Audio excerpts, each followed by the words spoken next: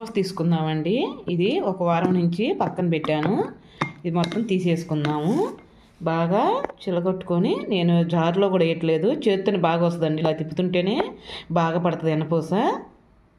చూడండి, ఇంకో ఇలా తిప్పుతూనే ఉండాలి. కానీ ఈజీగా పడిపోతుంది ఎనపూస మటుకి. చూడండి, తొందరగా పడిపోతుంది. ఆ జారులో అది ఇది అని ఎన్ని చేసే పని లేకుండా ఒక గిన్నెతోనే మనకి ఎనపూస కూడా కరగబెట్టుకోవచ్చు. ఇదండి, వచ్చేసిన దగ్గరకి ఎనపూస పడింది చూడండి. ఇదిగండి, ఎనపూస పడి మజ్జిగ పక్కగా తెలియనివి. మనం ఎనపూస తీసేసుకోవటమే. అయిగోండి, తీసుకొని శుభ్రంగా కడుక్కుందాం పండి. మనం గిన్నె పెట్టుకుందాం. అదిగో మనం ఏదైతే మధ్య తిప్పానో అదే గిన్నె పెట్టుకుంటున్నాను. చూడండి, 1-2 టిప్పులు శుభ్రం కడుక్కున్నాను ఎనపూస.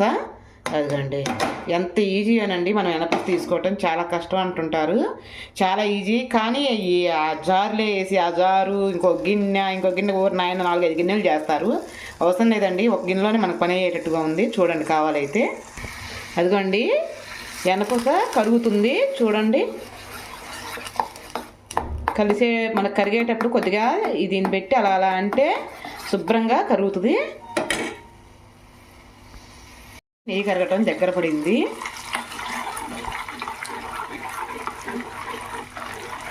ఒక్కరు ఉండాలి, కలర్ చేంజ్ కావాలి.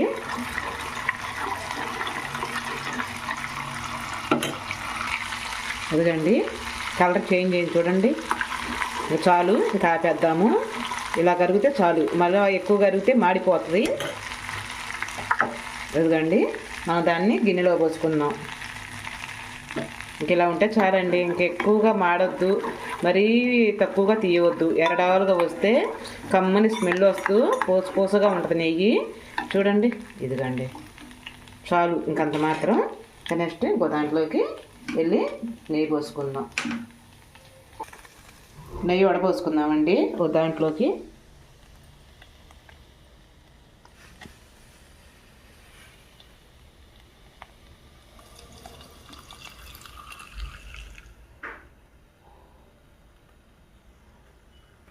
అదిగండి, అసలు ఎంత మంచి స్మెల్ వస్తుందో.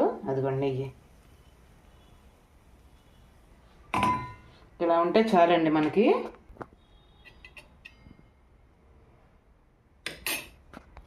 ఇదిగోండి నెయ్యి. నిజంగా అండి, మంచి స్మెల్ వస్తూ భలే ఉంటుంది నెయ్యి మట్టికి. ఇంట్లో పిల్లలకు మన చేతితో చేసి పెట్టుకున్న ఆనందం వస్తుంది. ఇదిగోండి, నెయ్యి అయితే రెడీ అయింది. మీకు గనక వీడియో నచ్చితే ఒక లైక్ చేసి ఒక కామెంట్ చేయరా ప్లీజ్ అండి.